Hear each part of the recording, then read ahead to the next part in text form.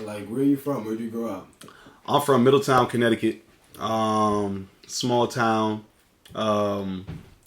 That's where I'm basically, I'm born in Hartford, but I'm raised in Middletown. You know what I'm saying? So, I spent maybe like 30 days in Hartford. And then, yeah, but I lived in Middletown my whole life. So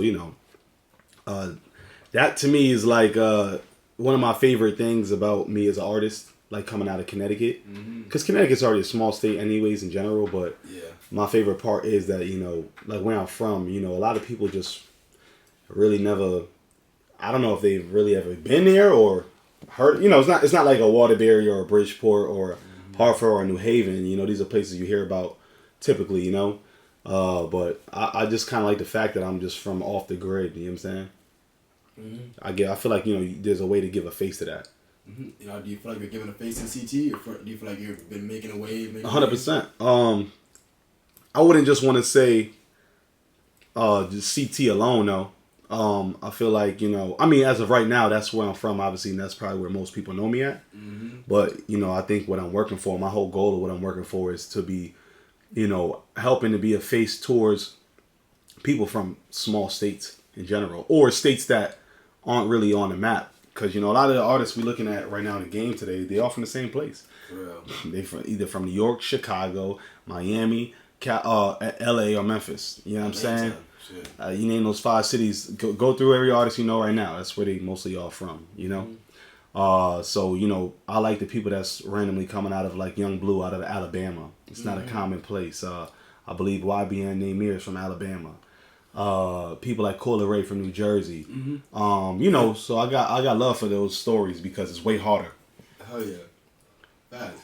And like, you definitely do a lot of work like making a name, like, so is that why you're always working not to like get features out to like rappers from your area, like, put on these festivals and everything? Is that like where that really comes from? Yes and no. I wouldn't say that's the first thing I would say. The reason why I started a YTH Fest was to give a platform to people that don't have anything, really. If you look at my fest, there's never really, you typically names everybody knows, a lot of them I don't know, personally, as a group, you know what I'm saying? But I look at it like a lot of music is putting battery, like, for me, when I started, my friends that I was around at the time that allowed me to, I feel like people that allow you to do it. Because if your friends are like, no, it's true, don't do it, bro. Everybody, like that, you ain't gonna make it as a, if people talk to you like that, you ain't gonna want to do it, or you're gonna feel like you want to get away from them. You still want to do it. Exactly. The people that I was around at that time was kind of gassing me, but sometimes you need to be gassed. So I feel like I do this fest to try and gas artists as much as I personally can, because however people might look at me, because I don't know the way people always fully look at me, but I just hear what people say when they meet me, right? And I look at it like, well, it's almost like, I don't want to make a bad example, so I don't want to say nothing crazy and compare myself to somebody, but for fake, it's like if you play basketball and LeBron James came to the court and was just playing with, kids, those kids will look at not only LeBron different, but themselves different. Yeah. You know what I'm saying?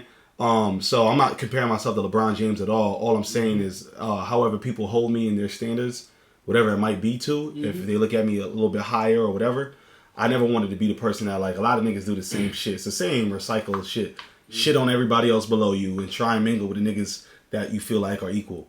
I never wanted to do that. So my whole thing is like, I want to be a battery in somebody else's back. Because you never know, out of 60 people, it just might affect one person.